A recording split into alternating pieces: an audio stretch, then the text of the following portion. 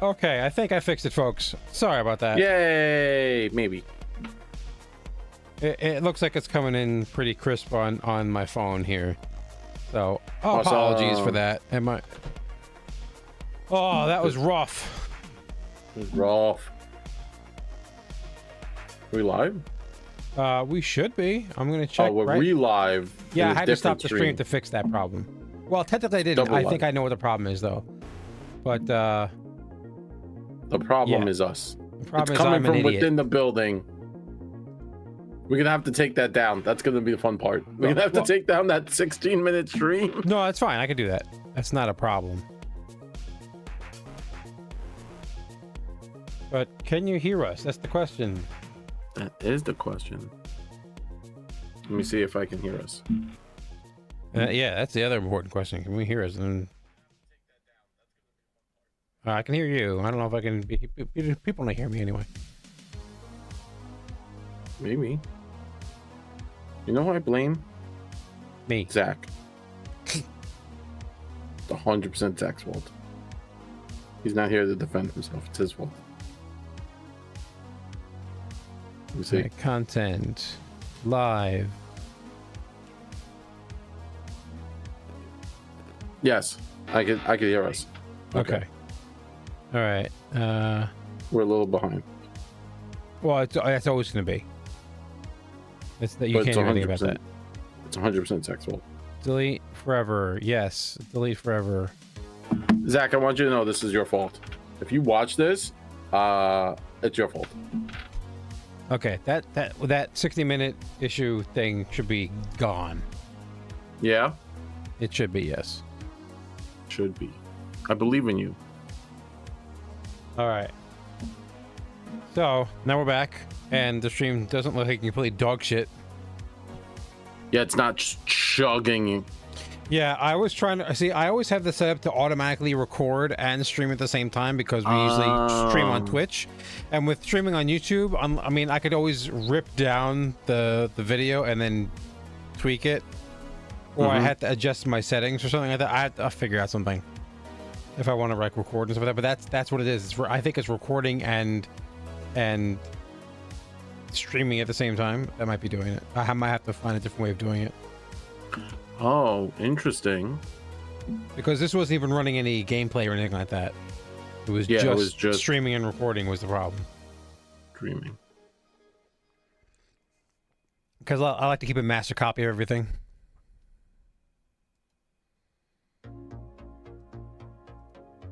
So what you're saying is no master copies. All right. So, back to the conversation. What have you been up to this week? Just messing around with Dungeons and Dragons and reading Dragonbane, which not much has changed from the play test. Stuff has changed, right? Like they've added stuff in, they changed some things. Some of the stuff that we didn't like is still there, which was you have to have bushwhacking, the bushwhacking for the hunting and the hunting for the bushwhacking. So that's still in it. Oh man, I don't know why. I guess not enough people. I don't think it could have been. I don't think it.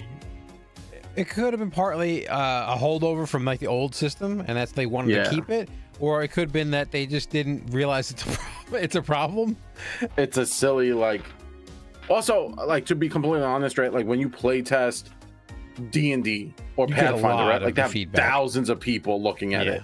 When you're playtesting a smaller system such as Dragonbane or even like the Ragnarok, Gods of Metal, you have a smaller sample size. Yeah. So really you're looking at stuff like what are you getting at that point, right? Like that's probably the situation that they're having. And yeah, that's been about it. I've been reading through Hunter, but I don't like the new layout that White Wolf has gone for their stuff. And maybe it's because I'm becoming an old man. And I'm like, like old man, no fun.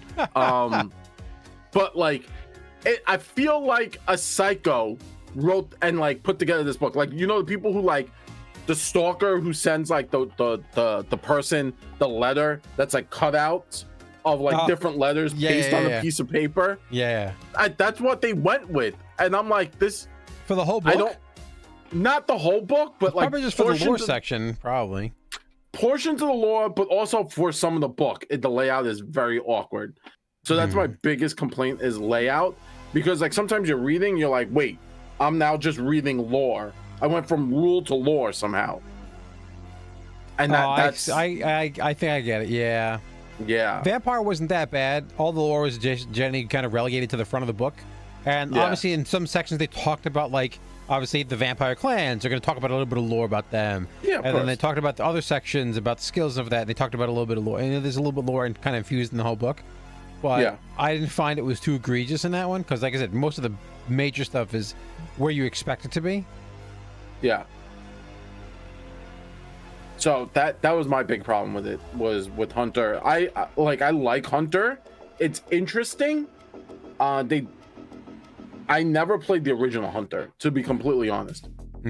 So the only connection I have to the original Hunter was the Xbox games that came out. And when I say Xbox, I don't mean 360, I mean like Xbox. Back when you had to carve out your controller with a hammer and chisel. Yeah. So that's kind of the only connection I have to the original Hunter stuff. And I don't know if that's like a good thing or a bad thing as like a person coming in naked to the system. I hope it turns out to be a positive. But we'll see, right?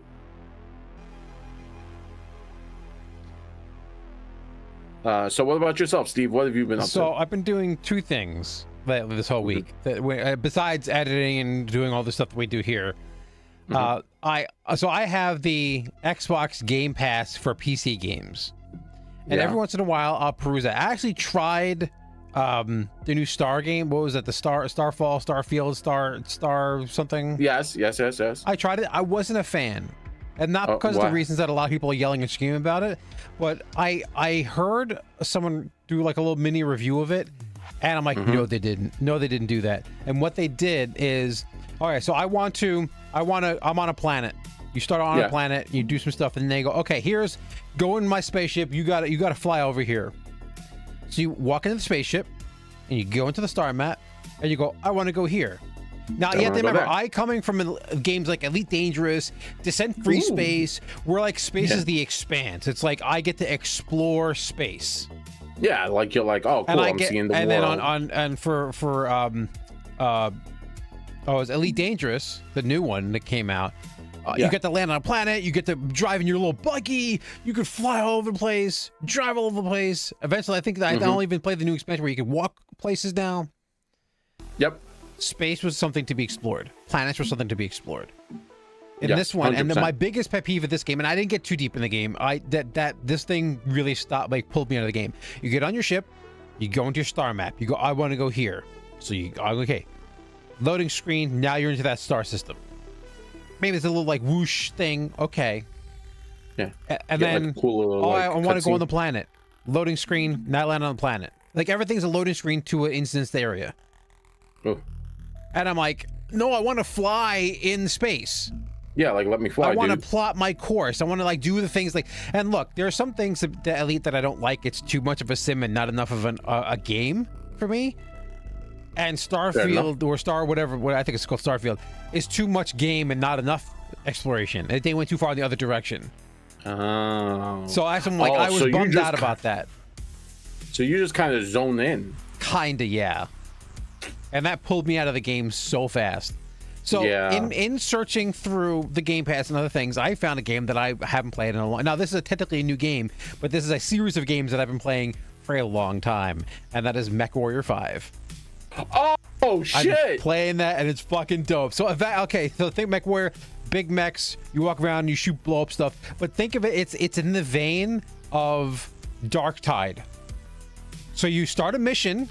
And you can have 3 of your friends jump in the mission, and you can go blow up stuff, but then you have to repair your mech because maybe your arm blew off. and you lost all the guns and stuff like that. So your arm blew. If you got to repair your arm, that's going to take some days. Maybe one of your pilots got injured, so you got to heal him up. And it was it's like that. So it's like Darktide with half the loading time. And that's the thing that really I love it, because Darktide, I love you, Darktide. Your loading times suck. Yeah. And missions take way too long sometimes. And this one, I run in, I mech over, I blow shit up, and I leave. Blow shit up and leave. Yes. I'm actually excited for Armored Core. Like, I know that's coming out. Good things about Armored Core, but I think it's single player though, right? It is. I was a huge Armored Core fan back in the PlayStation 2 era. I missed out on Armored Core a lot. Oh no, I was a monster in Armored Core. I would play that shit all the time. I would come home and like, I would come home, watch my Toonami, my Gundam Wing, and then I would try, and then I would fucking just try and make like Death Scythe hell, because he had the coolest name, which was Death Scythe, or Heavy Arms. Heavy Arms was one of my favorite because he had guns for days. And I was like, that's the mech I would want. Like, oh, we're in a war. Back in the old, so one of the first computers I had Mech Warrior like installed on it, like Mech Warrior 1 or 2 or something like that, and it lets you customize your mechs. And this one can let you do that to a point. There's some restrictions which I'm not a huge fan of, but they still let you customize like armor on parts of your body, and you can put heat sinks or like jetpacks on certain mechs and whatever. So, but what I used to do in the old one, because there was no restrictions in the other game, it was literally tonnage. It was just all tonnage. No. If you could hold it, that was it. And what I would do is I would put as many heavy lasers on my body as I could, just enough where I wouldn't overheat in one shot, and I would alpha strike people. I would walk up, shoot you. Either you died or I died, because I was gonna shut down if I shot again. Yo, fucking Steve went hard, dude. She was like, "Oh, you want to see me, son?" Yeah, it's like I was like, okay, if I pull the trigger, I become the sun. Damn. Either that or I took a Mad Cat and I just shot missiles from like 3 miles out and then just did that. But so that's back in the day. So I've been playing Mech Warrior 5 because it's stupid fun. It's just getting a mech and blow shit up. And then I've been looking at this monstrosity, and hopefully it's coming up in the right orientation. It is. Okay. Well, good. I see it in the right orientation. Mine is backwards for me. Oh, I blame Zach. Yeah. So yeah, I've been reading through Gods of Metal Ragnarok, and I can't wait to do a video of this. It's hopefully going to be coming out this week. I've been just getting through the lore of this game, and it's insanity. I love it. It's just pure craziness. Yeah. Like what? Can you give us a preview of your thought of it? Yeah, keep it up as I love the lore. Effectively, it's just a lot. Okay, there is a lot of humor in this game. There's a lot of humor. Okay, so they quote fucking like Death Clock in like the first like chapter. They actually have the first well, no, I wasn't the first, but the one of the first. No, I think it is the first. One of the first like quotes they have, or like lyrics from songs, is Metallica "Fight Fire with Fire." No, fuck away. Yeah. Yes. If you could see this here, and this is. Oh shit! It really is. So yeah, huge fan. I'm a big metalhead. If you know, I'm a huge metalhead. So basically, oh my god, this is lore. What? So effectively, there's this like basically the first thing that exists is the Cord. It basically is the unseen God, right? He's the god of the universe, and he's just chilling. And one of his like sub-gods that he creates kind of doesn't like the way things are going, and he says, look, I want to change. I want things to be different. So he basically takes over the Cord and manipulates its power for nefarious purposes, and effectively makes Mundania, which is basically corporate America. Yes. And it's basically everything is mundane, and everyone is... there's even a letter, a typed letter, like old-fashioned like typewriter typed letter of like what you like your first letter when you're like a Mundanian in Mundania. Mundanian. And then the idea is that there's the secondary world where this Ragnarok is the secondary world, and then there's some interaction between that world and Mundania, and you're trying to like basically if you have awakened in Ragnarok, you basically you were suffering so much in the other world that you basically decided to like dip. And effectively, Ragnarok is where your soul is, so you're playing your soul character. Oh, that's cool. Your body still exists in Mundania, and if someone finds your body and kills it, you fucking die. You get erased from existence. Dude, it's so fucking metal. It's hilarious. So it even goes into some of the lore that, like, some of the avatars, which is basically your characters. Your characters are avatars. Because there are denizens in Ragnarok, as well as, like, awakened people. Like, the avatars are, like, awakened people. And it goes into, like, lore that some of the people, some of your, basically the character people, tell their story to others, and they want others to know what's going on. Some of them give too much information, and another avatar goes back into the Mundania and tries to kill you. And then other people just don't, and they try to keep secrets because they don't want to fucking die. And the people in the Mundania world, the overlords are like soulless, unkillable beings. Yeah. And basically, so the Mundanians you can't fight them because they're soulless and unkillable. And yeah. Oh my god, it's so hilarious. That's so metal. Like, you just go to Mundania and murder people. I think that's cool. They even make reference to that, because I think when you die, right? If you're in Ragnarok and you're on an adventure, and you die, you basically get sent to Mundania for a little bit, and you can come back. But you do that too many times, you basically get stuck in Mundania. And the longer you're there, you possibly the droning is literally what happens if you stay too long in Mundania. You get reintegrated into society, into the mundane crap. Oh no! Yes, it's so cool. So from a lore perspective, I haven't gotten to the rules yet. I've been really just digging the lore so much that I've been keep reading it. Yeah. But from a lore perspective, 10 out of 10, man. I love it. Yeah. It sounds interesting. I'm excited to see how it like plays. Yeah. Right. That was like something. I heard it's like the basic one that their description is. It's quite simple, and I know it uses just D4s. Yeah.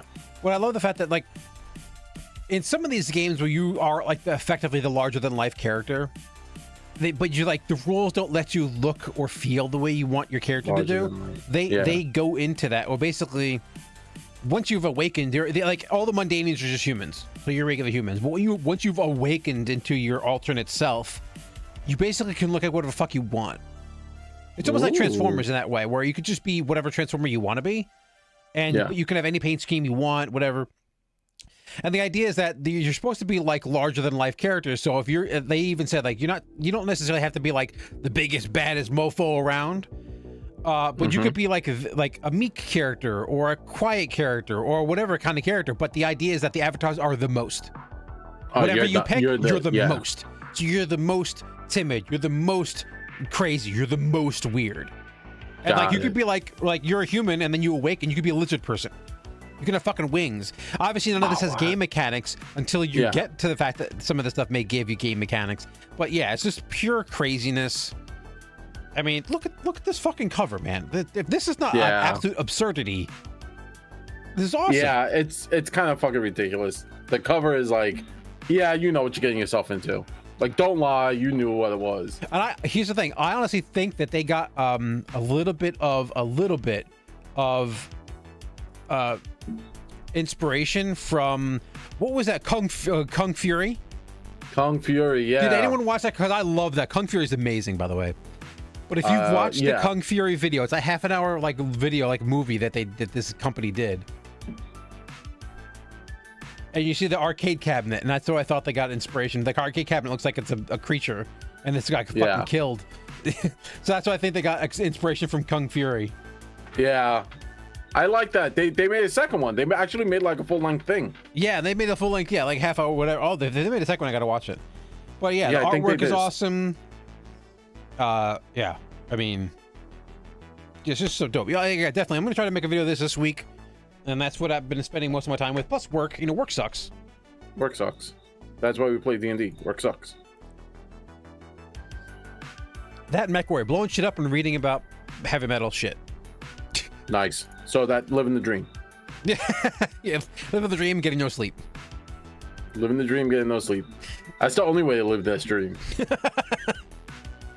Now, I have a question, Steve. And my retirement plan almost came in. Excuse me? My retirement plan almost came in. Oh, nice. If anyone knows the Powerball, the Mega Millions. Yeah, Steve's going to be an assassin. That's what it was. Yeah. Oh, well. So, I have a question, and then this will tie into what we're going to start talking about. Does Ragnarok have a solo play option? I don't. Well, I mean, technically any game does, but I don't think it has solo, like true, like by yourself. I think it definitely made reference of like GM plus one person. It definitely had that. It made reference to that because I think it basically just said you can play as many people as you want. You can just do whatever the fuck. Because it made reference to that somewhere. It was pretty recent. Let me get to my bookmark here. Oh, I'll find whatever. But I think it did make mention of like, even if even if it's just you and the mice, what was the DM's name? Hold on, Music Maestro or something. The like Music that. Maestro. That's an interesting way to. But yeah, it made reference that you know it could be just you and the GM, but no true like by yourself solo play. Unlike Dragonbane, where you could just play by yourself and then eventually you'll go blind. This one is that's what I heard. Yeah. So that actually kind of is a great way to start the segue into like Dragonbane and playing by yourself and such.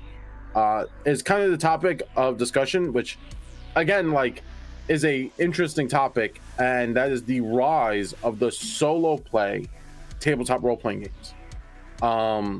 We've started seeing a lot of those campaigns. There's a current Kickstarter I just backed, and one of the things was it came with us. It was like, it comes with solo play.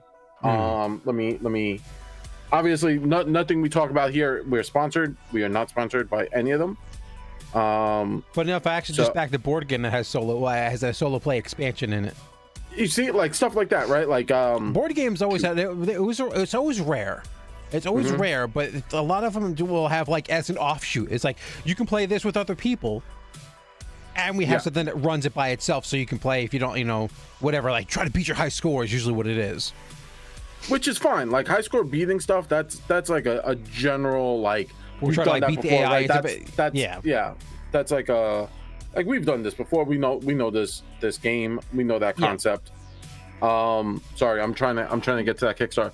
But yeah, it's the Kickstarter has like a solo play, and Dragonbane came with a solo option, like how to play this game solo. Yeah. And I think that's very interesting that we're now seeing this rise or this kind of like renaissance of solo play, because I mean, Steve, you're old enough to remember this. Like Pick Your Own Adventures, like we did it for Goosebumps, but even thinking back further, there was Tunnels and Trolls, which was a common one. I want to get that. What was that company? The Lone Wolf or Lone Wolf. Lone Wolf. Yeah, I want to actually buy all those books.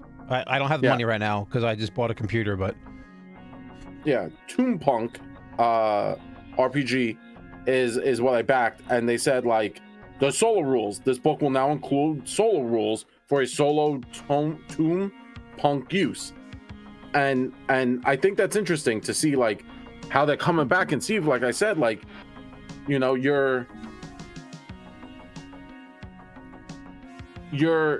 remember this, like Pick Your Own Adventures and stuff like that. So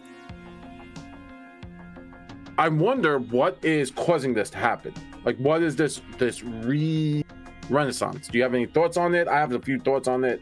I have a belief. I mean, we've seen numbers. Sorry, my wall paneling is just doing its own thing. I have the fan on for the first time ever. I think that it's. I honestly, my opinion, this will never be like the norm. It will be like a nice addition. Same thing with board games. Board games, like solo play, there are very few solo games that are just solo games. Now, I actually played one. I actually don't own it anymore. But it was just one. It was like a card game. You were trying to just beat the game, right? It's literally like how you try to beat the deck of cards, and that game can only be played solo. But a lot of games will have like a solo component where, like I said, the Battle Crest is the game that I backed, and next they're coming out with one of their expansions that like a standalone expansion that I just backed, and that comes with like a new version of the AI deck where it kind of how that game functions, where you can play solo against the AI. I even think that Roll for the Galaxy, it's one of my favorite games. Roll for the Galaxy has a solo mechanic. It's just literally just beating the high score. So RPGs, I don't think that RPGs, again, we talked about Choose Your Own Adventure style books, that Lone Wolf Company, they still do them. So I don't think that it's ever going to go away, but I also don't think it's ever going to get so popular that takes over. It's just going to be a nice side thing of, oh, I can never get a group together, or no one lives near me, or I'm in a remote part and I don't have enough players, and I don't either like playing online, or I don't want to, meeting people online is just as hard as meeting people in person, sometimes even harder. Yeah. So there's always going to be a desire for some people to have the solo component for TTRPGs, but I don't ever think it's going to be so big that we're going to see D&D just be like, it's just the DM by yourself. And that brings me into my next point, which is Baldur's Gate 3. Well, video games are separate. Even though Baldur's Gate 3, in my opinion, is as close as to D&D as we can get, I still think that's relegated. That's separate to. Yet again, that's more multiplayer. You can play that multiplayer too. It's not 100%. Just solo. You can. Yes. I mean, some of the funnier multiplayers I've seen is like, we're all playing barbarians, or like we're playing like all gnomes. I've been trying to not watch it so I don't get spoilers. Yeah. So I personally think there's been a rise of solo play because of the lack of dungeon masters, right? They've done a study and they said there are more players than dungeon masters currently. I could have told you that without a study. You could have just given me the $150,000 that they did for that study and just said, oh yeah, there's more players than there's GMs. Yeah, 100%. I'll wait for that check next week. There's always, it's always the case. There's always more players than GMs. You didn't need a study for that. Yeah, no one needed a study. But I think that's interesting because like you have these people who want to play, and yet you don't want. And my question is, why don't we have more GMs, right? Because I get to play every class. I get to play as a GM. I get to play everyone. Doesn't matter what the fuck we're doing. I'm everybody. Oh, I can be a hot, tavern maid. I could be the angry, grizzled veteran of a war. I could be the polymorphed cat wizard. Do you want the answer? Yes. I can give you the two biggest answers that I believe. Yet again, this is in fact, I didn't run a study. I didn't spend hundreds of thousands of dollars on a study. Sure. Are you sure? But my two biggest things is, number one, those aren't they're your characters, but they're not your characters. From a player's perspective, like you get to play this character. I get to make every single decision about this character. Okay. Right. That's number one, near unlimited freedom with this one character. And I've created everything about this character. Yeah, I had to pick a class, I had to pick a race, whatever. But every decision that has been made, where they came from, what they're doing, where they're going, I have direct control over. And you get more direct freedom with that one character. That's number one. And number two, I believe most people feel that being a DM is intimidating, where they have to have all this knowledge about the rules, all this knowledge on where the game is going, what you're doing, how to run this monster, how to run that monster. You need to know spells. The players are asking you tons of questions. The players are doing stupid stuff, and you have to rein everything in, and that could be intimidating for a lot of people. And they see it. I think it's worse now than it's been because they see people online doing it. Yes. And it looks hard. And you have to understand that you just have to do it. And then interesting. He's like, at the end of the day, if players are having fun, they're not going to notice that you suck. 100%. That is one of the best answers. If your players are having fun, that they will never know you're terrible at what you're doing. Yeah. Because I could say, right, like we could have this conversation like the Matt Mercer effect is real, right? Or now even. Who's the person who runs Dimension 20? Brandon Lee Mulligan. Brandon Lee Mulligan, effect is real. Yeah. You have these people. The behemoths. You're effectively think of it in the same way of you're watching football, And watching Brett Favre, you're watching, whoever, all the bigs play the game, and you go, well, I can never play football because I'll never be that good. Yeah, that's the wrong way to look at it. Yeah, because you could be the next Brett Favre. You can 100%. Like me personally, right? Like, and we get into this conversation. I think Matt Mercer is an amazing voice actor, and the team he works with is amazing. I don't think I would want to play at that table if given the opportunity. Because I think there are better GMs out there. I mean, they do have reach. Oh, they have reach. No, Critical Role has reach. Oh, yeah. Besides the standard, like I could get billions of dollars doing besides reach. That, yes, Steve. Thank you very much. Yes, but I gotta be the logical one here. Yeah, I'm saying like if we were hanging out at college, right? I don't think I would want to be a part of that team. But here's the thing. I think funny enough, is I think that their home game was way more like a home game than you think it is. And they just kind of evolved. Yet again, they are all actors, so they're gonna there was gonna be more role play in it just by design because they're all actors and they all think of their characters in that way more than the average person does. Yeah. But I still think that their home game was just fun ridiculousness. Well, they were playing. I will say this: we know they made a better choice because they originally were playing Pathfinder, so they were. They made the correct gamers choice to begin with. They were the right kind of gamers. Oh man! So they were playing Pathfinder before 5th edition. The stuff.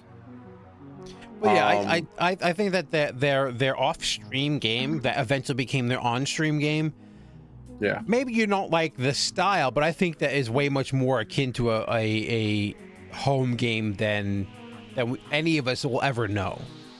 And you saw remnants of that in the first campaign because they were just basically pulling their home game into basically streaming the home game.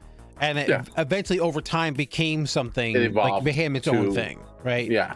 So I think we all can agree. So I don't necessarily will say like, oh, I'd never, even with, back in the day. But I don't know, man. Like, just different styles of play too. Yeah, it's different styles of play. Like, I feel like they're very, I think it's fun to have a lot of story. But also I think it's fun to have the opportunity to have the GM kind of take the reins sometimes. Yeah, I will say that you're probably right where that they do have more player agency where I could like to play. Funny enough, is a lot of indie games kind of write this in now, and this is kind of like the new style of games that have been coming out for the last 5-10 years. Is that the idea of players being able to control a scene for a short time, whether it's a game mechanic or whether it's just like by design. Like I'll give a perfect example, like Fate Core, the first one that I remember playing that really had that. So where when you made your character, you made a bunch of choices, but you actually didn't have a full character sheet at the beginning of the game, which is actually by design. And so you may have you could have as much of that character sheet or as little of that character sheet filled out at the beginning, and then as you say you were playing like a grizzled soldier or whatever, and you had skill in firearms, you put that as your max skill, right? And you have like however many other skills that you haven't assigned yet, and then an event comes up, and like all of a sudden like someone tackled you to the ground and trying to wrestle your firearm away. Okay, well I want to fight him off. Well, okay, well now you can say, well, due to my military training, I'll have excellent skill in brawling or whatever, right? Or whatever. You just gave that to yourself on the fly because of the scene was calling for it, and you made sense to your character. That allowed the player at that moment to take control of the scene and say, I have this thing that wasn't technically on my character sheet before. That was, for the most part, not a very common thing. That's very common in indie games these days, where you can just like not have it. Yeah, now where you don't have a complete character sheet, or giving the players the opportunity to basically take the reins from the GM for a little bit, do a cool thing, and then the reins go back to the GM. That was very much not the way it was back in the day. The GM was basically God, and what they said is the creed. Yeah, they held the final say, and I mean that even harkens back to the GM taking the character sheet, right? Oh, your character has been mind controlled, and now they're my character sheet. Yep. which I mean is a bit not hurtful, but like it's something that like you definitely don't see anymore.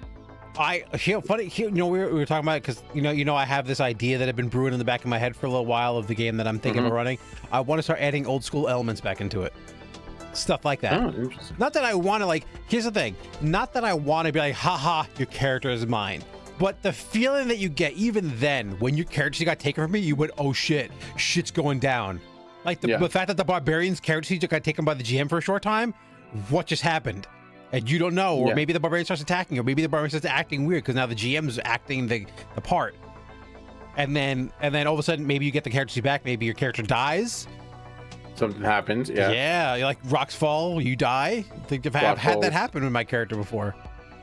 Trigger the trap? Yeah. You get the I've gotten the character sheet ripped. Yeah. Oh, that's rough. Yeah. That is aggressively rough. That was also, it was number one, it was all in jest. We're all joking around about it, and it's like the character died. It's for me, like I said, I think a lot of you know at this point, I don't mind if my characters die because they're characters. I think them in a very much a video game sense because it's not me that's dying, it's my character. And if my character died doing something funny or useful, I'm okay with it. It's just a character. See, what you don't realize, Steve, is now we're playing hardcore D&D. So you die for real. Dies. You die in the game, you die for real. You die for... Oh, I didn't mean to do that. I'm going to do this.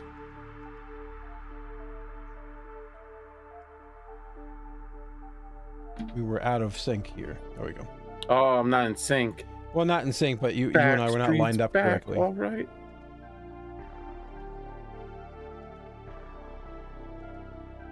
We okay now? Yeah. Are we in sync? Your camera was slightly longer than mine, and it was bothering me. All right, fair enough. This is like how people at Dirt League when they stream, their cameras are just off, and it bothers the shit out of me. Oh, is it really? That happens frequently? If you look at the corners of their cameras, I think it's done aesthetically. Either that or it's done to just piss me off, or they just don't notice it. But the four corners, you can tell they're not lined up perfectly. And I like to have my things lined up pixel perfect because I'm anal that way. I heard it's they specifically know you dislike it. So. Yeah, Blaze is like he misses the Sunday game. He has to talk about character deaths. That happens so often. Dude, if you came out of the game not caring if your character dies, something happened. Like, damn, because everyone had characters that left and right in that game. Yeah, I heard the horror stories. Not even the horror stories, but like a lot of it was our own faults. 100%. I made some mistakes. That was me. And so it is what it is. Like I said, I don't mind. My character runs into the burning building to save the orphan and dies in the process. That's what my character would do. I wouldn't have run in the building if I cared, or if I think my character wouldn't do it. You know, if my character was a little meeker and less, a little cowardly. Think of the rogue from the second Conan the Destroyer, right? He wouldn't run into a burning building and save someone. He'd save his own hide. You know, unless like he needed them, like at the end of that movie where they were all fighting the big monster. He needed everyone else fighting at their peak for him to even jump in the battle. So and that turned his morale over. He needed that much support to go into battle and risk his life. But if he just was by himself, he wouldn't do it. Yeah, 100%. Yeah. So he was like, if I'm playing a character like that, well, then that's the conversation that I have to have a mental figure out in my head to say, okay, what were my characters willing to do, what they're not willing to do. But I tend to play these. Usually I'm playing the upfront fighter, the big meat shield, the big meat stick. If I'm afraid to go in the room, what the hell am I doing? Yeah. If you're playing the meat shield and you're like, you know what, I'm just gonna chill here. We have problems. More problems than. But yet again, if I was playing a fighter, but I'm playing a ranged fighter, and there's a reason, like, he used to be an upfront guy, but then he saw his guy explode in front of him, and he wants to be great. That's a good reason to leave. That's a good reason to be like, I don't want to be anywhere near fucking combat, but I'm good at it, so I'm going to shoot this bow from like 1,000 miles away. That's a different story. You can have that conversation. Yeah. But like, oh, what happened to your guy? Oh man, he saw someone get blown up. What do you mean he saw someone get blown up? Yeah, dude got blown fuck up. And like he has like a thing on his armor or whatever that's like his tooth or something, or like a bone from like this. The only thing that's left is like his one bone. Oh, and he's trying to find like a cleric that powerful enough to resurrect him, right? That's actually a cool character. You know, but then yet again, he had PTSD. He's like scared of combat now. So he like redesigned his whole fighting. So that's a whole character right there. That's why you tune in to NVNG. We give you the best character options. Just FYI. We gave the DM PTSD from how many people he murdered. Blaze, you're awesome. Blaze, you are awesome. Oh, that's right. You guys probably did. Oh, speaking of something completely unrelated, Blaze showed me something on Amazon. You remember I was telling you about the Octeris terrain set that I was thinking about picking up? It was like 100 something bucks. Well, he showed me a link on Amazon. It was like 80 bucks. So I just picked it up. It should be here tomorrow. Wait, so what? we may have some painting going on the stream at some point. Oh, and your thing should be coming in this weekend too. Oh, yeah, my thing. I think, remember Blaze got you the Harlequin, not Harlequins, the Harthicans. Right? But it was more from the Combat Patrol, which has bikes and stuff in it, which don't work in Kill Team.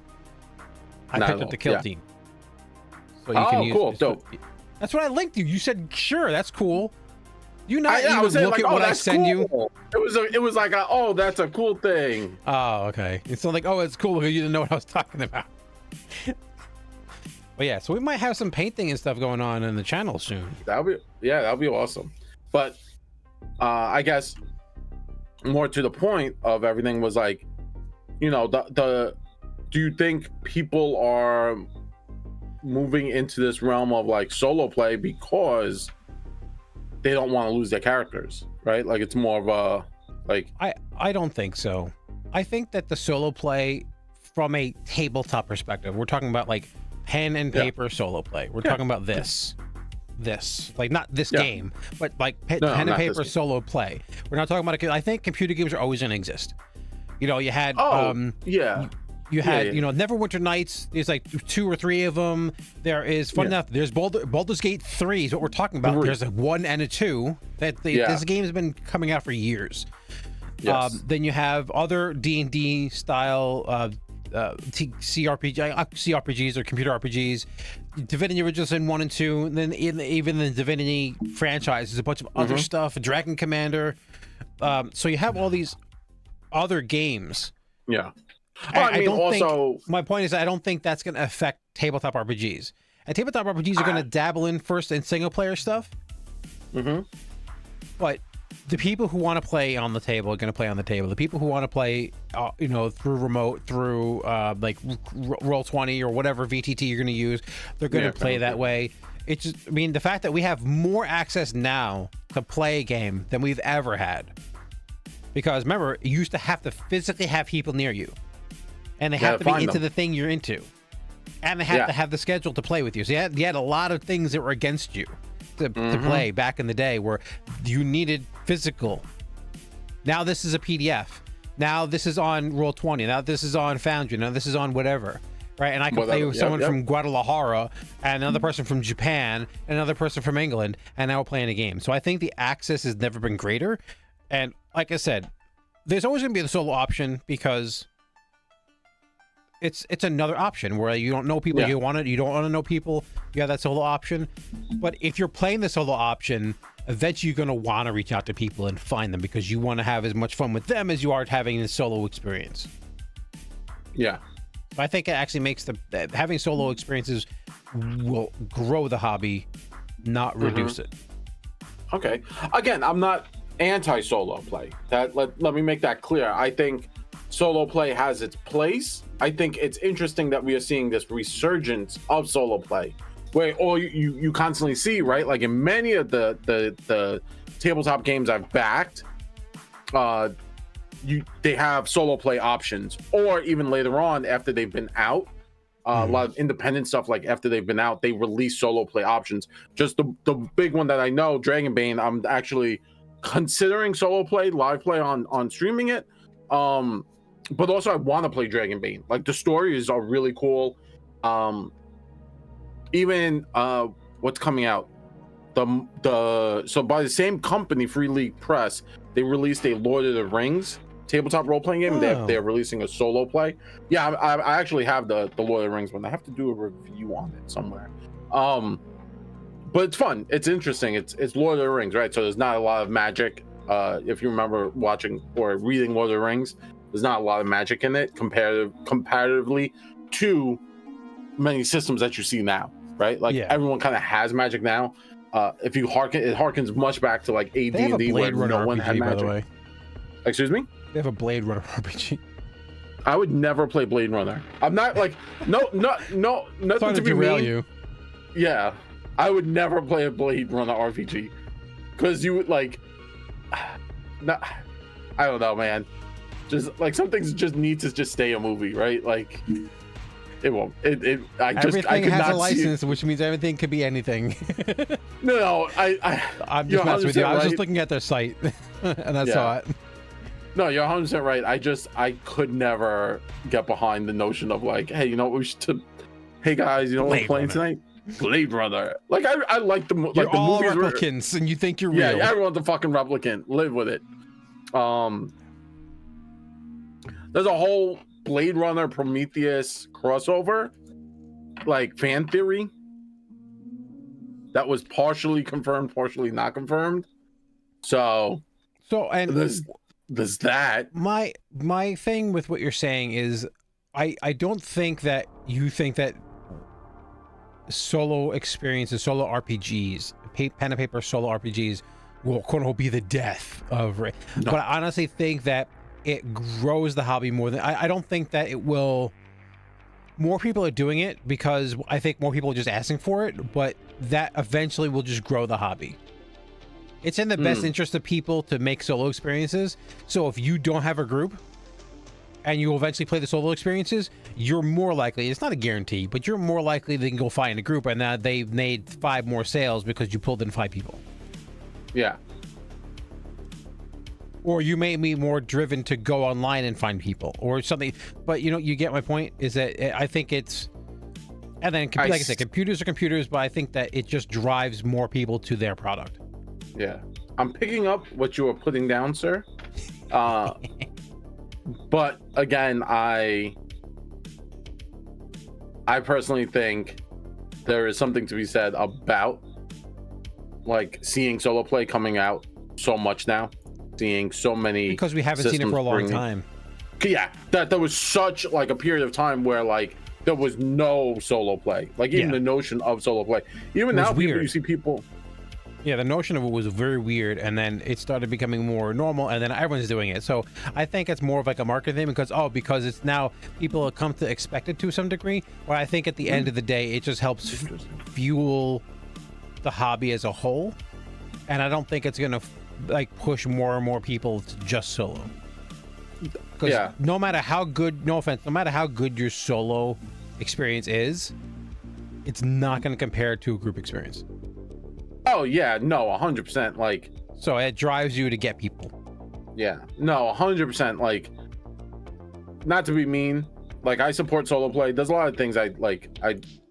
I'm like, oh, I know I can't get a group to sit down like and play all this stuff, right? Like it's hard to find groups, and then it's also hard to find time. I have 2 kids. I got a career. I got a full-time job. Well, I got 2 full-time jobs. 2 full-time jobs on top of having 2 kids, you know, like, so it's impossible. Like I have every let me explain this to you. I have every edition, everything that's come out for Hero Quest I currently have. Some of it's still in my house. Some of it's still at Steve's house. Some of it's at my house. Steve got me, so this is the cool thing. Steve got me the night expansion. There's more expansions now.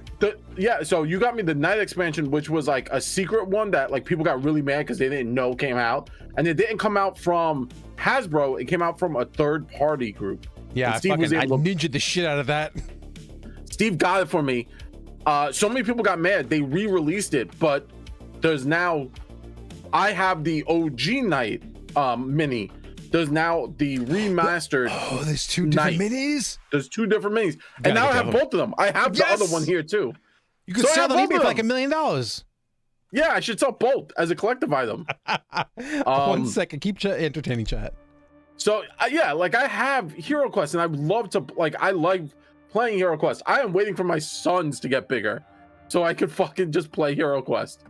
Because I'll force them to play Hero Quest with me. I have the, and that was kind of the whole conversation was like, if you're joining us now talking about solo play and like what we're learning and what we're seeing with solo play coming out and the rise of solo play, when for many years solo play was not an option or very rarely heard of. People looked at solo play more for in the vein of video games, right? Like, oh, if you want solo play, you go out and you play a video game. You go out and you play, whatever, Final Fantasy. For me it was, Legacy of Kain, stuff like that. Oh my God, yes.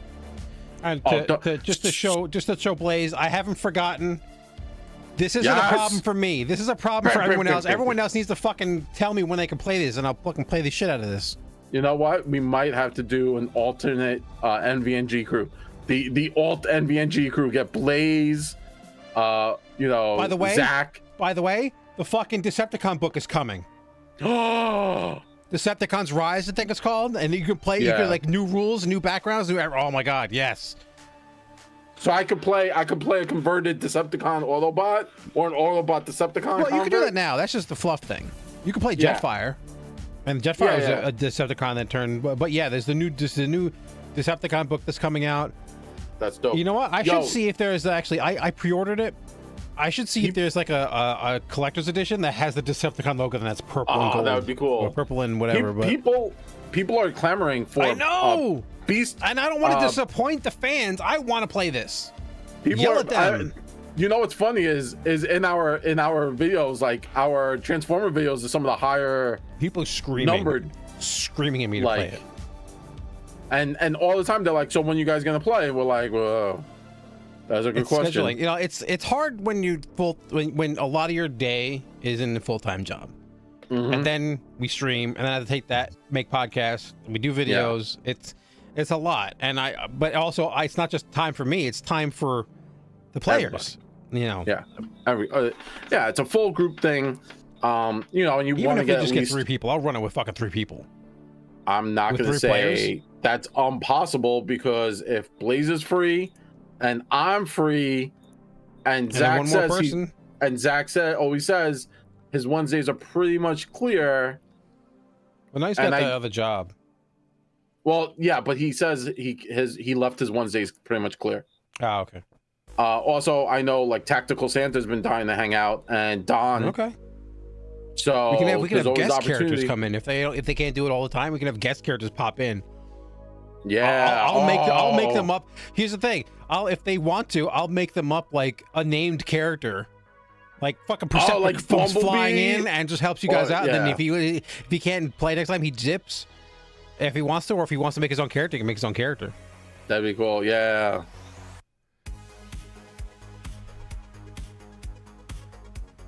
Yeah, no. Blaze has riled me up because he mentioned Transformers, and I told him that people have been clamoring for it, and I want to play it, and I just haven't had the time.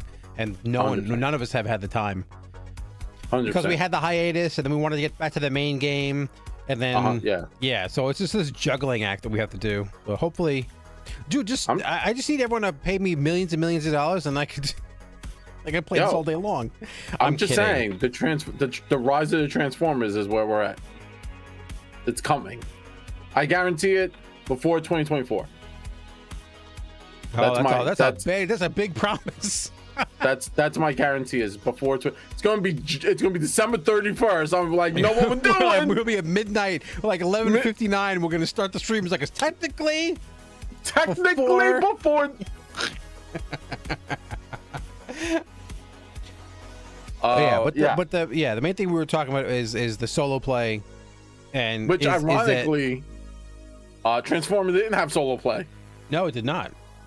I think, but also Transformers, which is weird, right? Because you could theoretically get away with like a solo play with a lot of NPCs, which I haven't really done solo play. So So I don't know Here's how the thing, it works. like when you say solo play though, what do you really mean? Do you mean the GM plus one player? No, I mean mean the game runs itself and you play as a player. Where the game well, I know the Dragonbane one isn't like the game runs itself. It's like you roll dice. But remember, Dragonbane is player facing, and if you're new to like the jargon, player facing means I roll to beat you. You don't like the GM doesn't roll. It's you roll all the to players beat your skills. It's a roll under you. So if I'm trying to slash at my enemy, I don't have to try to hit the enemy's armor class. I have to roll under my slashing skill.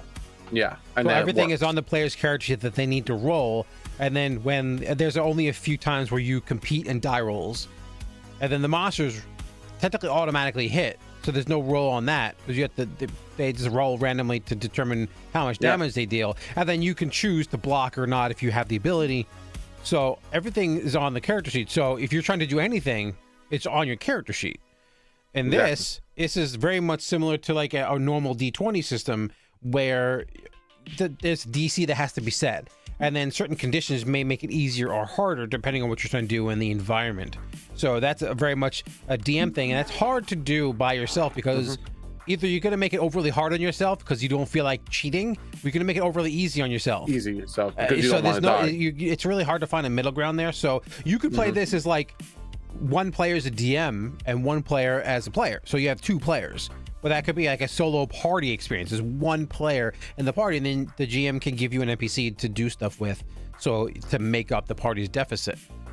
But there's really like certain systems really aren't geared. Like Pathfinder is another great example. D&D is another great example. Games that really can't function as a one-person experience. Yeah.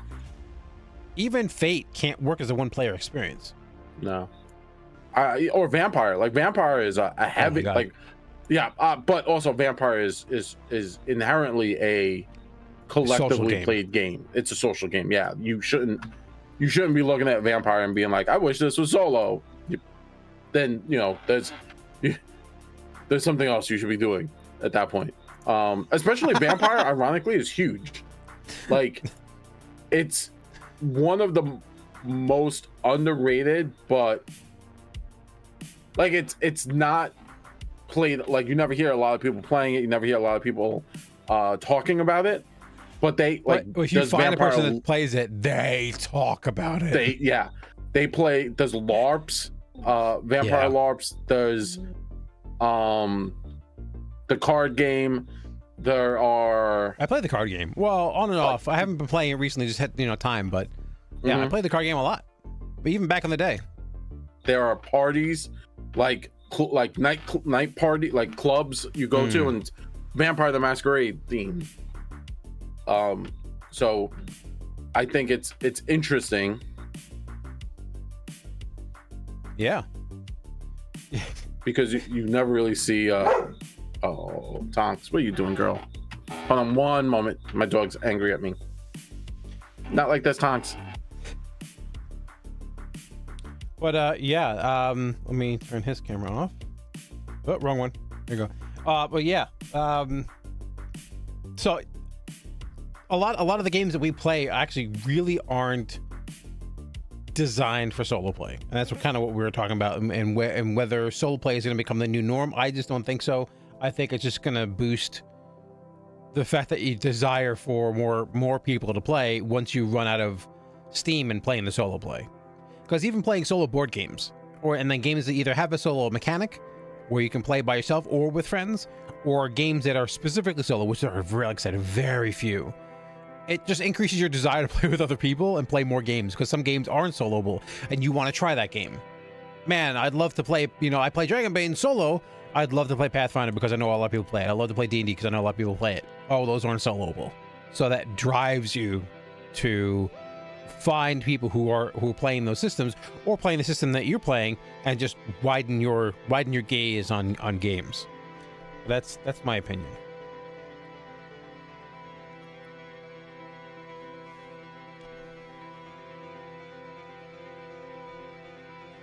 As Jared returns. Sorry about that. You're back. Puppy dog she found her favorite puppy dog toy. I was like, it's playtime right now. And I was like, no, it's not. She was like, no, playtime. I was like, nope, you're going upstairs. Here's a puppy treat upstairs with you.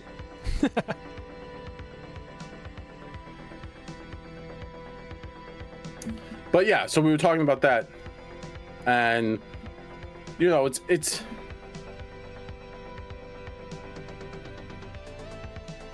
You're back now. Okay. Yeah, I'm back. It's just an interesting concept of like what's kind of going on in the realm of, you know, the 1E stuff. The solo play, kind of hanging out, do your thing. Yeah. You know, and then we were talking about even like earlier before the original stream ended, I was talking about how like players were coming up with interesting, like GMs need to start to like, I feel it's old GMs need to take the stick out their butt. And please allow me to expand upon that.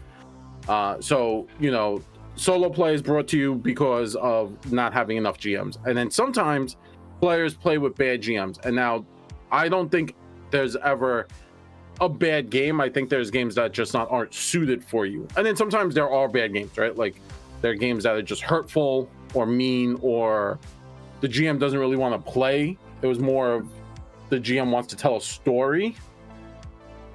I'll rebut this, but continue.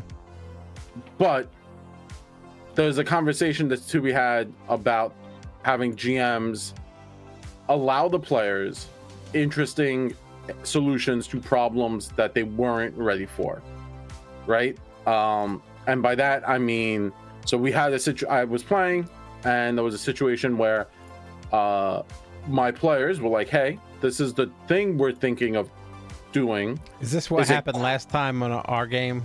Yeah, a little bit. We're ruining it for Jared. Like, yeah, a little bit with that, but also with like on my Monday game, the players came up with an interesting solution to deal with monsters that were fairly difficult. And you know, they came up with their own solution, and that's the conversation, is like GMs need to really just stop getting in their own way. You know, you hear these GMs complain like, oh, I wish my players would do this, or I wish my players would do that, or I wish my players would take the bait for the quest. And yes, as a player, as a good player, you take the bait, right? You're there, you gotta kind of take the bait. It's part and parcel of the game. There's no story without, you know, the call to adventure.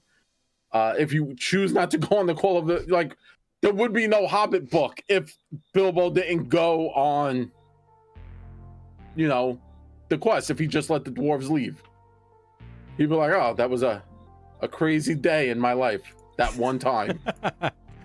Right? So you know, you have to accept the call to adventure as a player, but also there's the need for the GM to allow the players to come up with really interesting and allow the solutions to, you know, obviously I'm not saying like just let them run rickshaw all over your game just by like being like, well, I'm just gonna waterboard every enemy I see with my like create water spell. Like, no, you're not. But if your players can be like, hey, you know what I figured out? Maybe, you know, vampires in this universe, maybe you didn't think of it, but maybe in this universe vampires hate mirrors, and one of them have a mirror, and now that's a conversation, right? So while I agree on some point, I also think that at some part of the game, the GM is the final say. Now, yeah, is there a bunch of GMs that are probably a little bit tight strung? Possibly. Where they're a little tight with the way things function. I'm probably one of them when it comes to rules. But couple of things. One, you have to understand that these people are doing it for a long time, and they've been playing with probably the same group or similar people, like-minded people for a long time, and they get introduced to a new group who want it done completely differently. That's gonna be a shock on both sides. So it's not that necessarily the older GM doing it wrong or the newer players doing it wrong. It's just what they expect out of the game is different. So I think that's a big part of that when you're playing with someone who's done it for a long time this way. Yeah, so I think that some adjustment period needs to be taken. Or you just say like, hey, well, I run this game this way. If you don't like it, find a game that can be run that way. And then you try to find players that will understand the way you run the game and vice versa. I don't necessarily think that it's always the GM's fault in those regards. And on the other side, I think that in some grace that players could also be too inflexible. And I'm not trying to just throw shade. Oh, it's always the player's fault. But just like the GM is some of the GMs are inflexible, there could be just as much inflexibility on the player side, and they both have to come together as an agreement to what's okay, what's not. Like I said, like old school, like sometimes they just take your character sheet and that's the way the game runs. And if you had a game master that run like that for 30, 40, 50 years, and then all of a sudden someone's never seen that before, and all of a sudden someone grabs it or think, hey, you need to give me your character sheet. What do you mean give me your character sheet? No, it's my character sheet. Like, that's gonna be a complete shock, and that person may get aggressive or just voice their complaints online saying, hey, this happened to me, this was not right. But from the GM's perspective, that's the way it's always been. So I think there's some flexibility on both sides, and I think that at some point there's gonna need time for these ideas to meld together. Interesting. Well,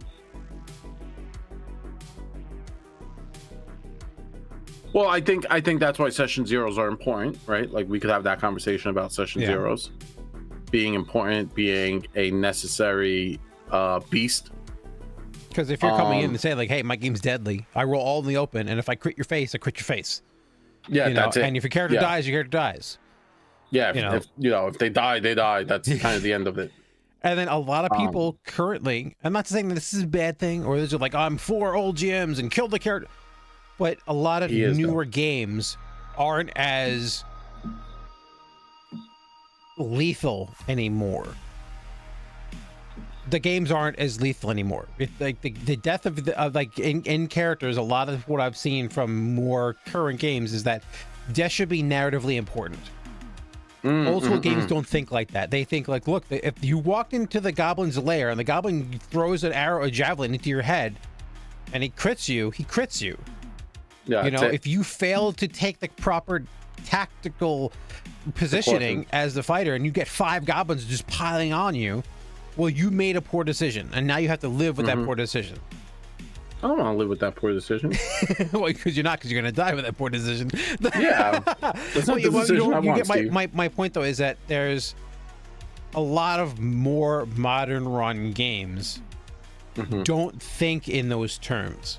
They think of a lot of ways. They think of what's more narrative, like, oh, my character. There should be like a narrative moment. There should be a reason. My character runs in the burning building and then gets set on fire and then dies because he tried to save somebody. That's a narrative moment. Or trying to kill the big bad and trying to avoid the big bad from killing somebody else. And I sacrifice my character. You get those big TV moments. Call them cinematic moments.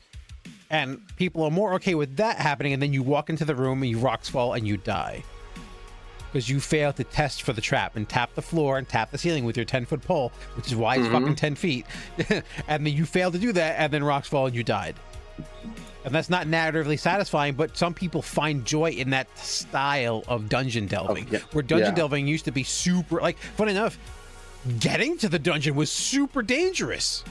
And this is the reason why you stayed in the dungeon. This is the reason why we have dungeon crawls, is that there was an option. I could get my loot from level 1 and try to go home, but going home is dangerous. I might die on the way. So I have to get more loot so I can survive the trek home. But the second level of the dungeon is also hard. So it's managing your resources, using your spell slots, trying to find safe places to sleep, trying to heal up, doing all this stuff, avoiding traps, taking out bad guys, making no noise, monitoring light. All this stuff isn't much monitored anymore. No, not at all. All that stuff, and some people love that stuff and they live for it.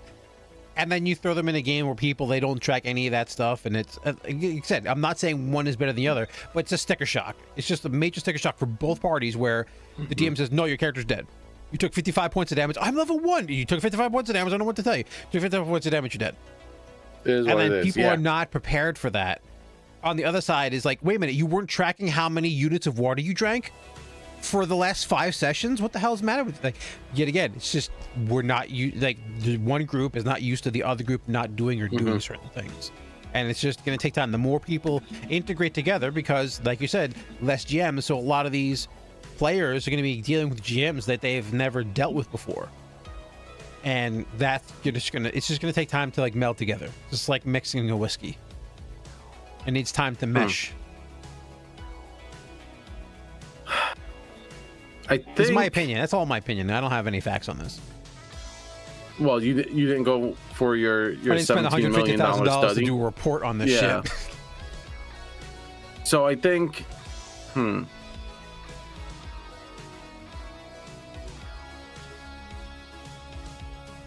was just reading Blaze's comment. Yeah. I think the conversation here is, could there be a way, that like you could figure this out? That's obviously looking at the session 0, right? Session 0 is important. You need to have a kind of clear understanding of what your game is about, and that should be stated in your session 0. Because a lot of people talk about like, oh, they don't understand the session 0, or the like, why do you need a session 0? Like, you just show up. Well, me and you, we both played Pathfinder Society. Just showing up sometimes is rough, because all of a sudden pretty easy for Society. Society is pretty structured, so you know what you're getting into with that. It's more important for games like almost like Adventure League and Society kind of run the same way, where everyone's running on the same set of rules, and you can read the rule book and know how to play from a rule book perspective and just be able to jump in. We're talking about like more like private games, and like, because you can't change the tone, like you're not supposed to change the tone of those adventures. Those adventures are those adventures, that's it.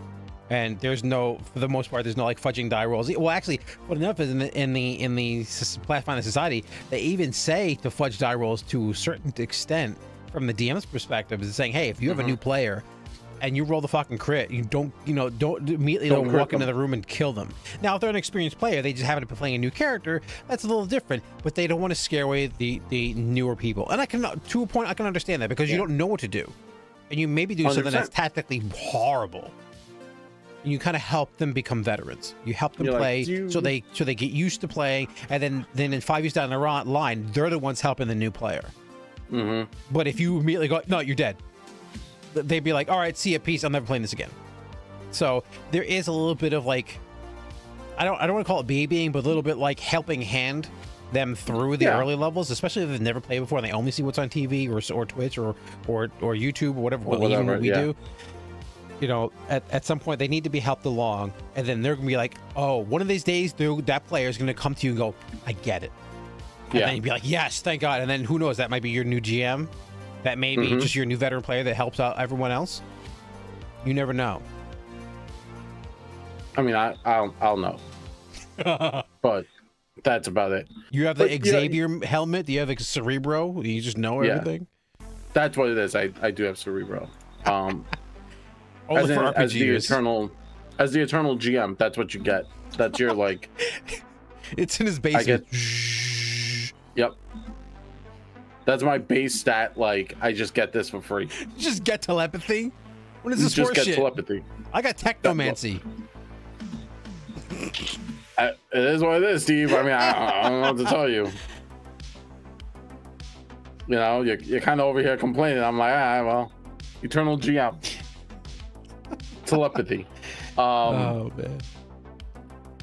But yeah, like, I think there is a conversation to be had about understanding where your players are coming from, and then also allowing your players to kind of just do what they need to do to, like, so we can all have fun, right? Because like, if we're gonna have this conversation about like having a session 0, you also have to recognize that not only is the game supposed to be fun for you, but the GM also needs to be fun. Now I've started seeing this whole thing where I started seeing these quotes where people are like, GMs are not storytellers, and I was like, no, GMs are storytellers. You're just saying it in a weird fashion, right? Because if I'm just using like random charts, right? I should create a narrative around that. Or are we just running murder hobo style through things, because like I think there is a play style called like the murder hobo play style, where you sit down, I sit down, and we all sit down, and we all just kind of roll dice and kill whatever is in the room and go to the next room and kill whatever's in the room. And as always, charisma is your dump stat because you're never really talking to anything. I will say, even in those instances, most GMs, especially back in the day GMs, are storytellers. Yeah. Because a lot of GMs would think, what's in my dungeon? Okay, so I have these monsters in the dungeon. Why are they there? Okay, well, this was an old tomb from some powerful good guy or bad guy. Yeah. And then something bad happened and everyone got killed. And then, well, the goblins started moving in. But then the goblins only went down to level 2 because something else was preventing them from going deeper. And then so you started to develop an internal thought process of how that dungeon is created. You created a story for that dungeon. Whether the players ever get to see it or not, or they notice it or not, that's another thing. But you still had a logical reason of why things were there and why certain things weren't in certain areas. Yeah. So you have that kind of stuff, but yeah, at some point, but that was dungeon delving. So you never had to, like, you're right, like everyone had like whatever charisma because you were always trying to go into that and you're killing the monsters in the dungeon. Yeah. But that dungeon had some sort of flow to it. Yeah, like, you know, or you have, was it the White Plume Mountains? Oh yeah, I have that.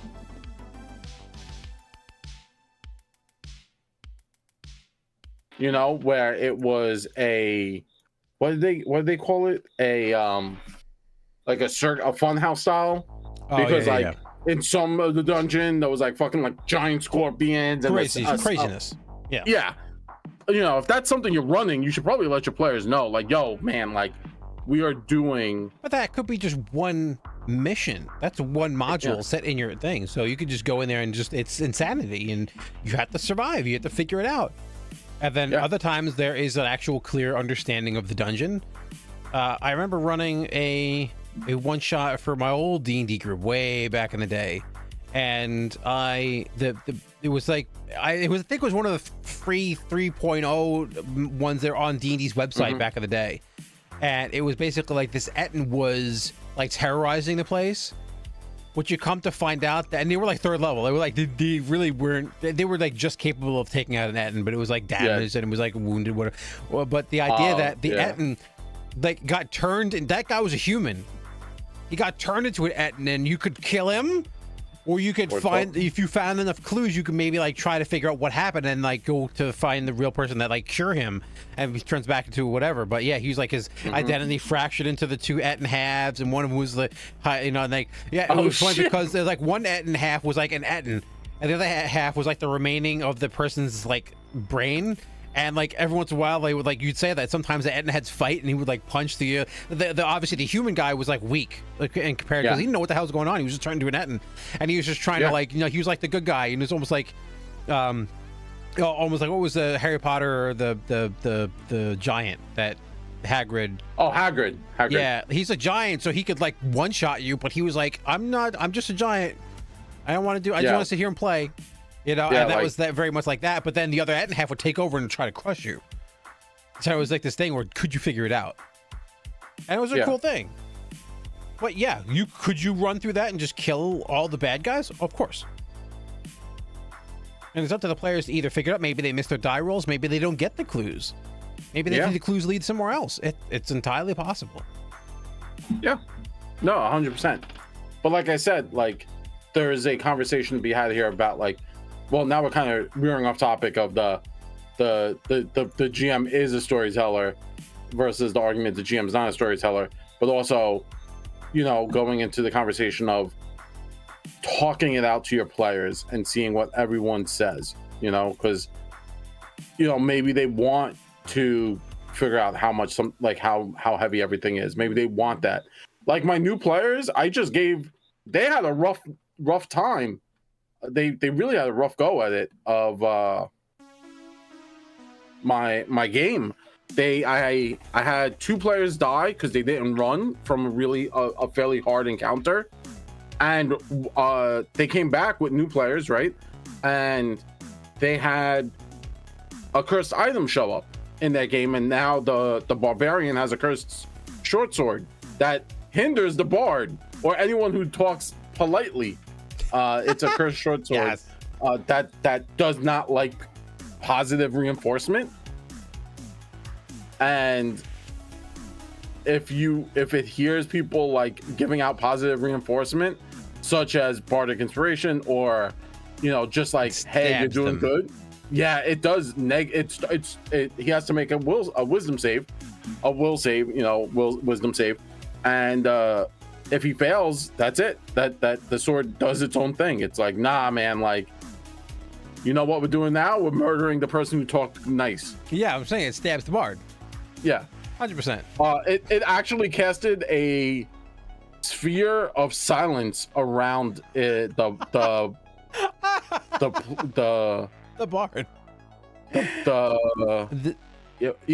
Was it the so what happened was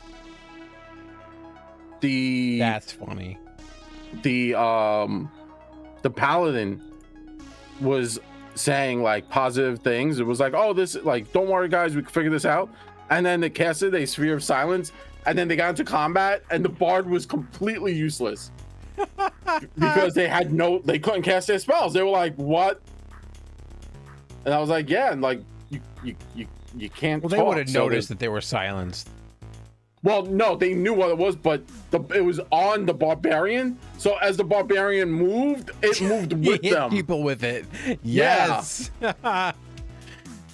So the barbarian was like running around, and they were like, stop moving. And he was like, but I'm just trying to help, guys. And they were like, you're not helping at all, actually. You're doing the opposite of helping. The worst.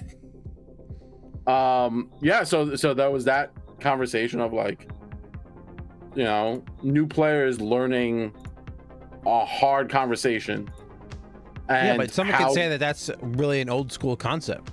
It was. Like playing that way. Yeah, and cursed items aren't a common thing anymore. Yeah. But that's something that I'm thinking about bringing into the idea that I have. Yeah. For Transformers, right? No, well, that other idea that I've had. No, I know. I was just being silly.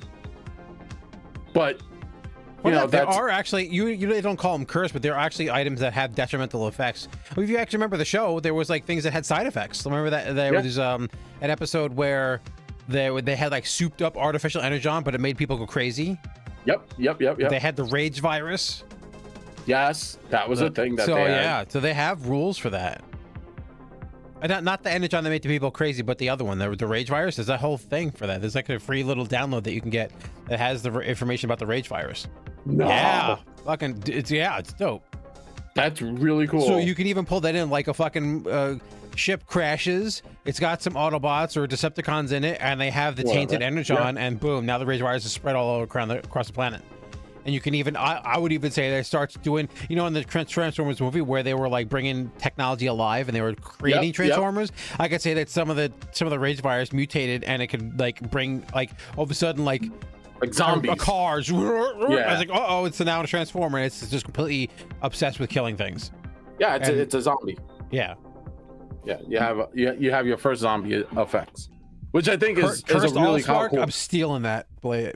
Which is a really cool concept, right? Like zombie. The anti Allspark. Yeah, anti Allspark. And that's what Galvatron has. Yeah, he tried to give up, because you can't open the Allspark or the Matrix of Leadership. So there's the anti Matrix of Leadership, and that's what Scourge has. Yep, that's happening. Canon.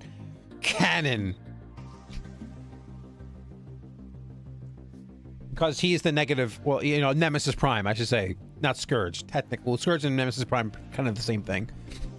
But yeah, Nemesis Prime, he's got the inverse, the matrix of unleadership. I just blew Jared's mind. Yeah, I got. That's actually a really cool concept. That was playing that campaign. Well, here's the cool thing, right? That's the thing. The Matrix of Leadership is the one thing. It's the power source powerful enough to destroy Unicron. Well, if Nemesis Prime is the inverse of the evil Optimus Prime, what would his evil Matrix do? it would kill Primus, which is basically the core of Cybertron. Yes. Yeah, you gotta stop him. Yes, I won. So you go from Earth, you eventually at high levels, you go back to Cybertron, and you gotta stop Scourge from killing basically all the Transformers. I can't. That's so cool. That's so fucking cool. And that was just off the fucking cuff. That's so fucking cool. As like a huge fan of Transformers, and hopefully out there you I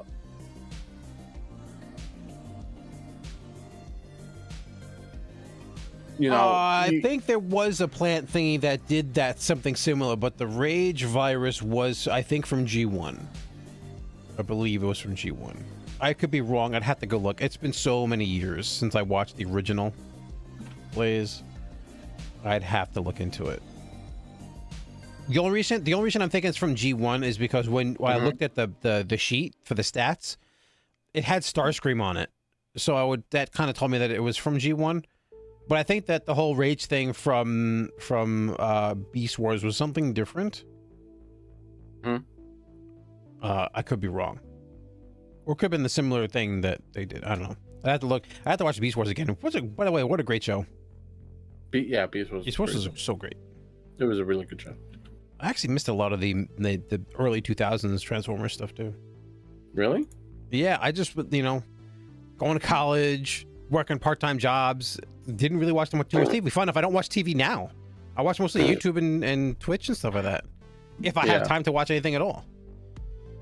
Psh, not watching TV. What kind of monster are you? One that rather interact with their entertainment. Like never.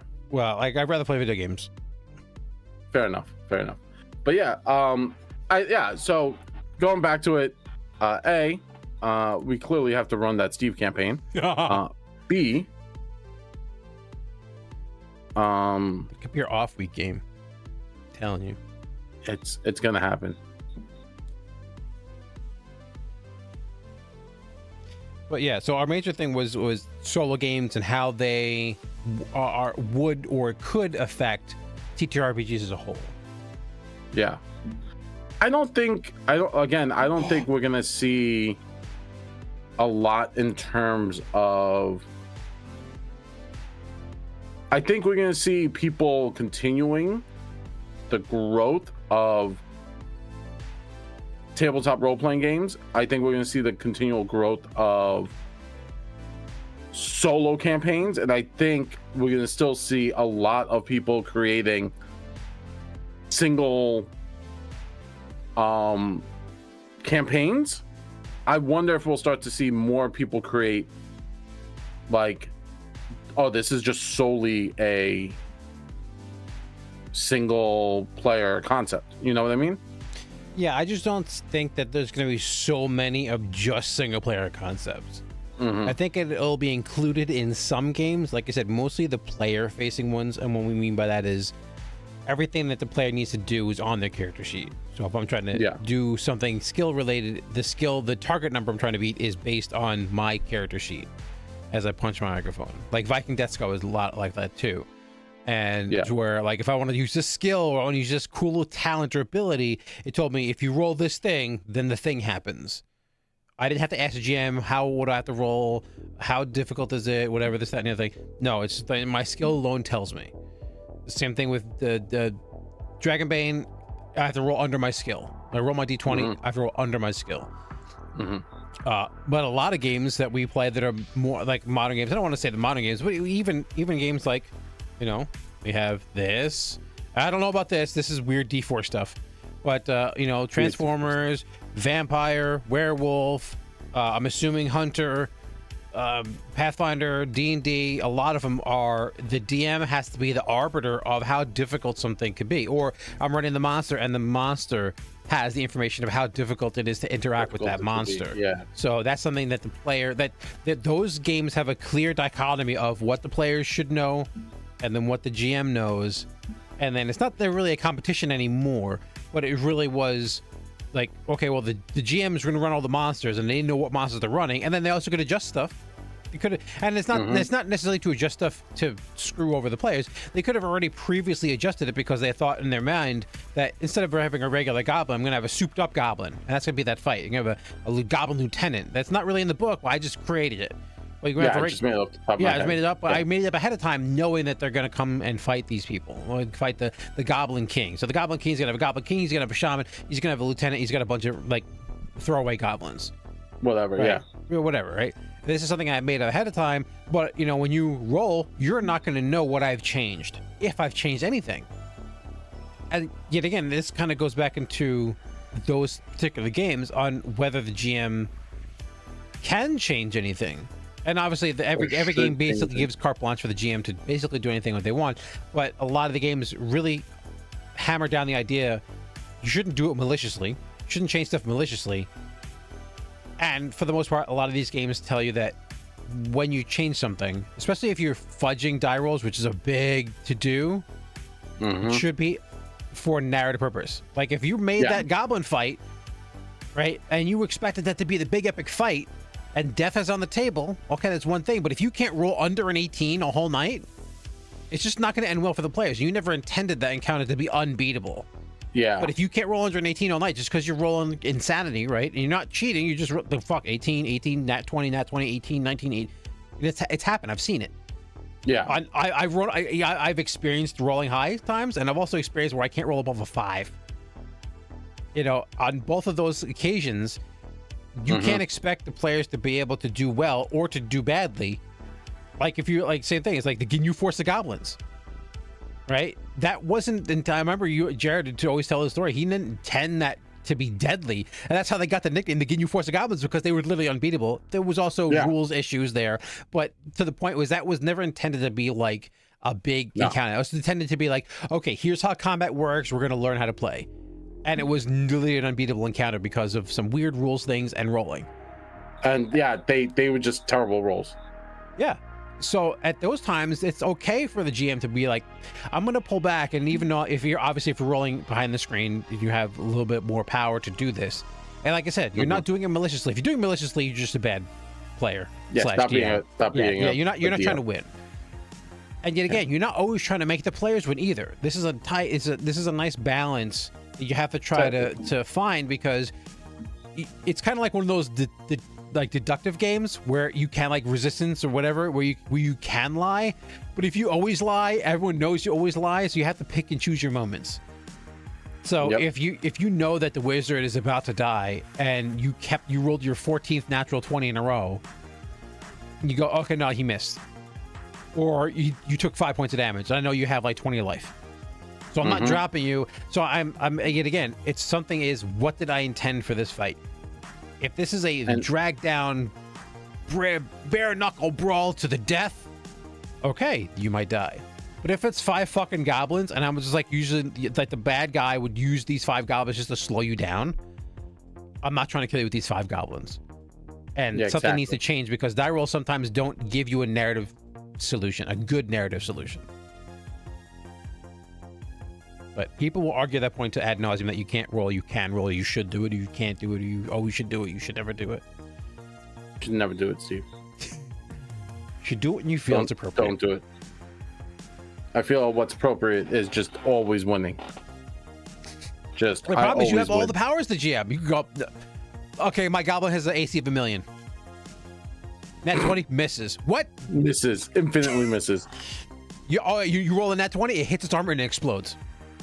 Just explodes. Your sword explodes, and you take 100 damage for doing it. Like, you know what I'm saying? You have infinite power as the game master. So the idea of you winning the fight is wrong. It's 100% a wrong way of looking at it. No, I agree. I 100% agree, because like I don't think I've ever seen that.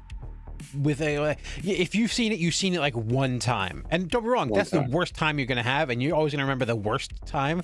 But always. I've played with a lot of different GMs, and there's a lot of different styles, and some styles I just don't jive with. But that's not their fault. That's not my fault. It's just different tastes. But then there's like I said, 1 or 2 examples I could probably think of. Be like, I'm never playing with that person again, player or GM. I would never do it. Never ever. But some people think that that's a common thing, and it may be common in other places, but I have not seen it.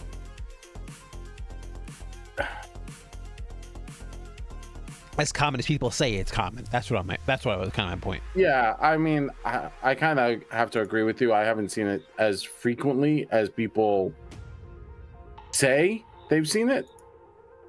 So I am like, huh. I think it's a problem. I think, as with always, the what was it? The squeaky wheel gets the grease.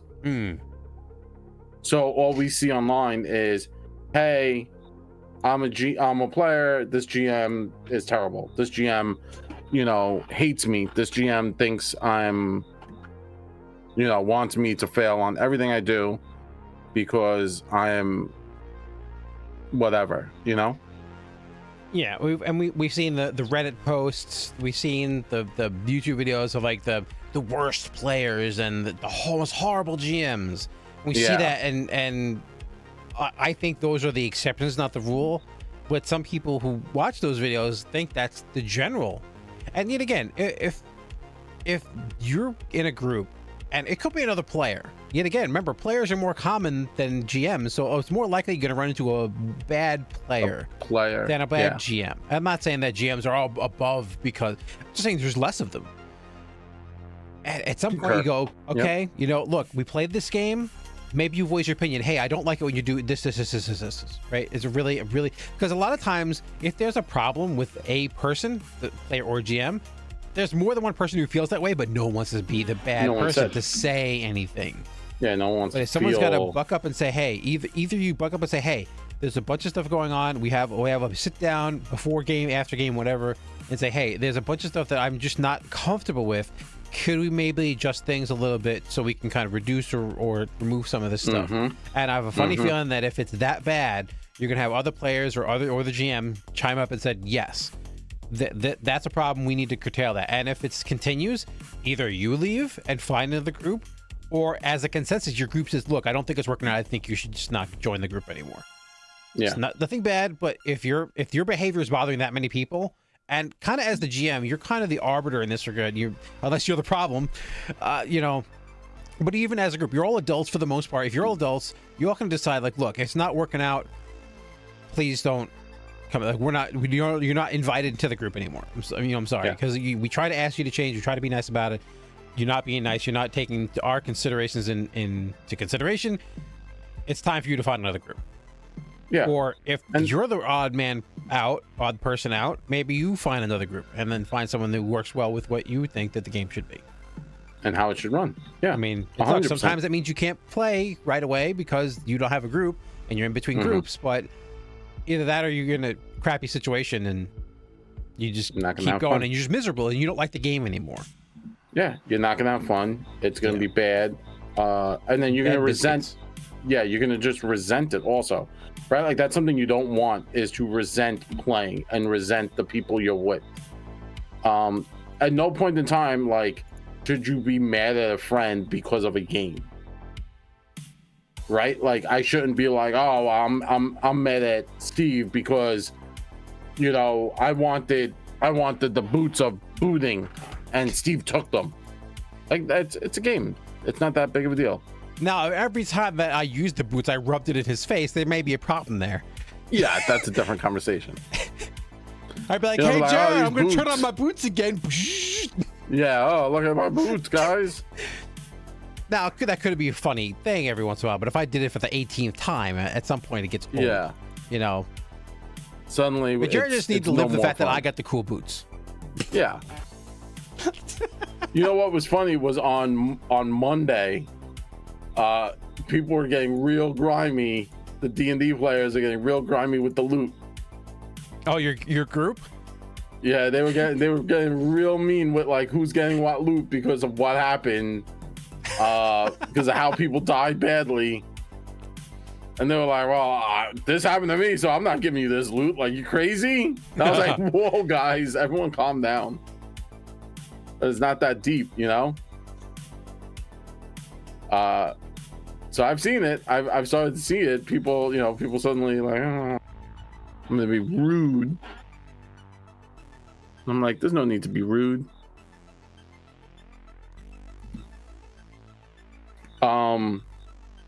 So Steve, you got anything else you want to include in this conversation? No, that's I think we've covered the whole situation. Well, there's no situation, but I think that we covered the whole topic pretty well. Yeah.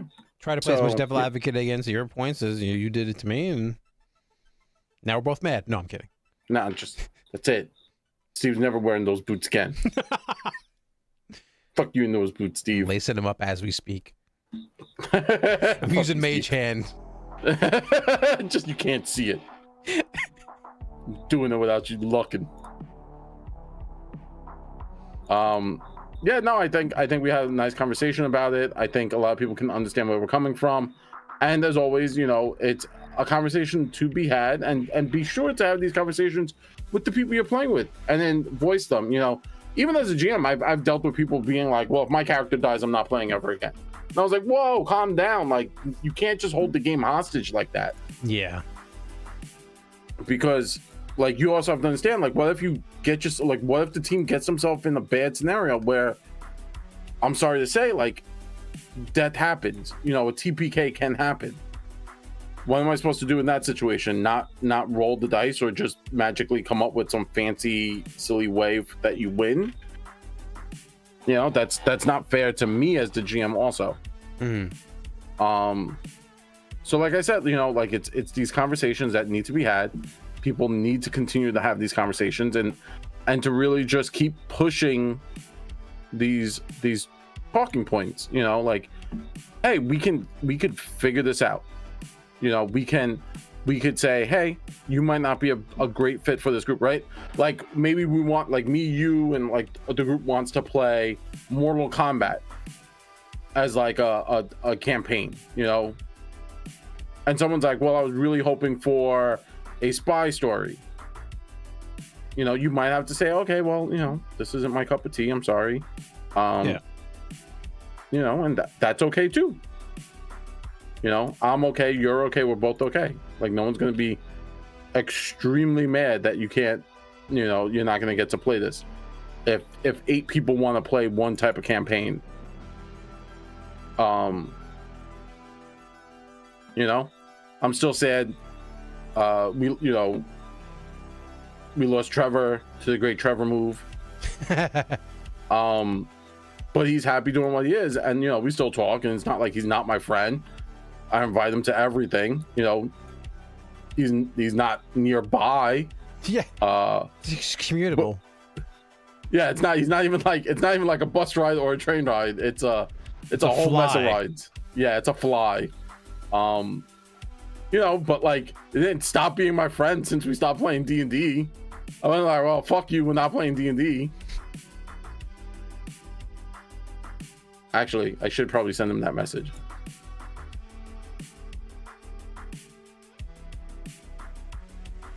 Anything else, Steve? Anything you would like to end on? No, that's about it. We beat the dead horse. Yeah. I mean, we could keep beating this horse. I'm excited to keep beating it. Zach said sorry he had to work. Oh, no. Yeah, he sent that message a while ago. Oh. I apologize. Sorry, Zach. I'm sorry you had to work too. But it is his fault. Don't let him ever forget that. All right. So from all of us here at Nothing Convention, Nothing Game, hopefully you have a fun conversation. Let us know in your terms of like how you really deal with situations. Do you think the solo campaigns are positive or negative? Do you think we need to have more of a conversation around the GM not being flexible to what the players want to do? Or should both, like, and when I say flexible in terms of in the campaign, I don't mean like if all the players are like, hey, we would love to play a spy campaign, and you're the GM and you're like, I want to play, trench warfare campaign, then there's a different conversation, right? But what I'm talking about is like, hey, we're fighting a Medusa, and the players are like, well, can I shine my shield to defend against the Medusa's glare? That's the conversation of like being kind of more lenient with your players and coming up with solutions. Not so much being like, well, I don't want my player to ever die. Or I don't want my character to ever die. That's a different conversation. But let us know, have you had these conversations? Has this come up in your campaigns? Additionally, check out our videos. Steve just put up. It's a bit late, but it got here. So don't worry. The Rage of Elements, because they're so mad. They were just so angry. It was hard to keep them all in check. Yeah. So Rage of Elements is kind of the new taste of what Pathfinder will look like after Pathfinder Remaster, which I'm interested to see how it all plays out. Yeah. But from myself and from Steve, we are Nothing Ventured at the Game. We love rolling dice, giving advice with a little bit of that New York spice. Say goodnight, Steve. Later. Bye, everyone.